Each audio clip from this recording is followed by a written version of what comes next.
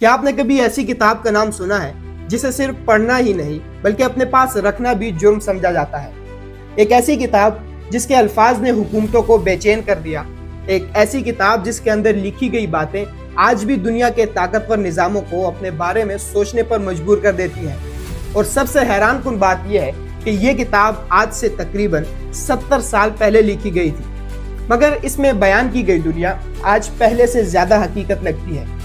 آپ ذرا سوچئے، ایک مصنف بیمار جسم کے ساتھ سرد موسم میں بیٹھا ایک ایسی کہانی لکھ رہا تھا جسے وہ شاید صرف ایک ناول سمجھ رہا ہو، لیکن بعد میں وہی ناول پوری دنیا کے لیے ایک خطرے کی گھنٹی بن گیا۔ یہ کتاب تھی 1984 اور اسے لکھنے والا شخص تھا جیورج آرویل۔ لیکن سوال یہ ہے، آخر اس کتاب میں ایسا کیا تھا؟ کیوں کئی حکومتیں اس سے خوفزدہ ہوئیں؟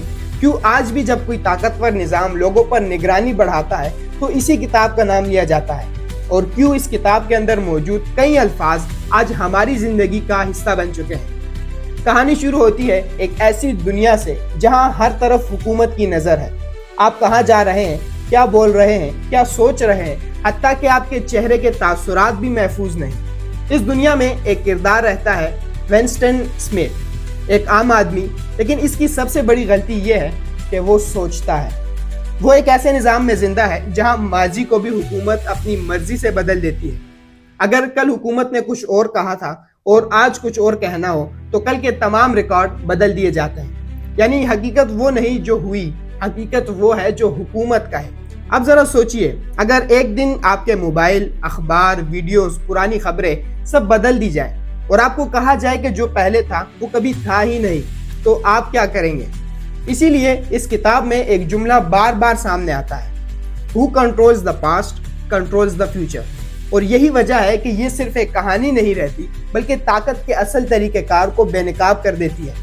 اس دنیا میں ایک اور خطرناک چیز ہے، ایک چہرہ جو ہر دیوار پر موجود ہے، ہر سکرین پر، ہر دفتر میں، ہر کمرے میں۔ ایک چہرہ جو صرف دیکھتا رہتا ہے اور اس کے نیچے لکھا ہوتا ہے big brother is watching you. یہ بگ بردر کوئی انسان نہیں بلکہ ایک علامت ہے، ایک ایسا نظام جو چاہتا ہے کہ لوگ صرف اطاعت کریں، سوال نہ کریں۔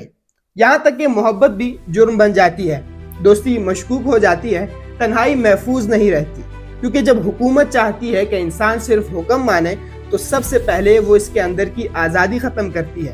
اور سب سے حیران کن بات، اس کتاب میں ایک خاص زبان بھی بنائی گئی، ایسی زبان جس میں الفاظ کم کیے جا رہے تھے۔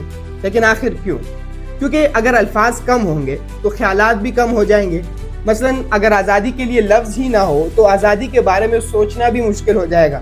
یہ تصور اتنا طاقتور تھا کہ آج بھی جب کہیں زبان محدود کی جاتی ہے، لوگ اسی کتاب کو یاد کرتے ہیں۔ لیکن اصل سوال یہ ہے، کیا یہ سب صرف ایک کہانی تھی یا مصنف نے آنے والے وقت کو دیکھ لیا تھا؟ جب یہ کتاب لکھی گئی، دنیا دوسری جنگ عظیم کے بعد کے دور میں تھی۔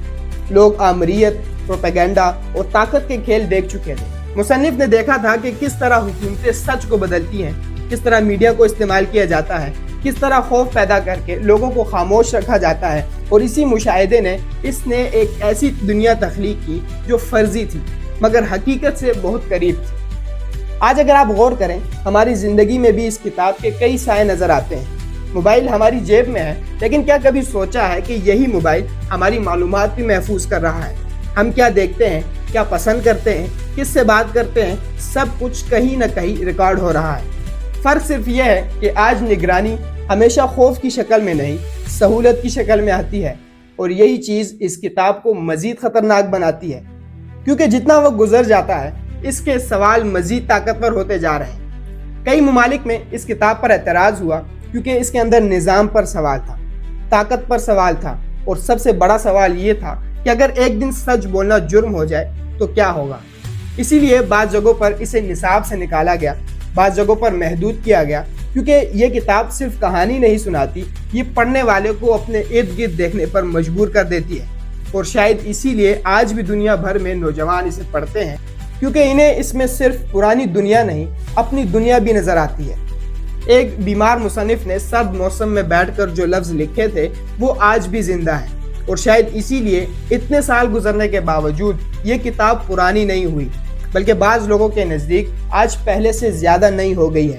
تو سوال یہ ہے، اگر ایک دن آپ کو صرف وہی سچ بتایا جائے جو طاقت چاہے، اگر ماضی بدل دیا جائے، اگر سوال کرنا جرم بن جائے، تو کیا آپ پہچان سکیں گے کہ آزادی کب ختم ہوئی یا پھر سب کچھ معمول کے مطابق لگتا رہے گا؟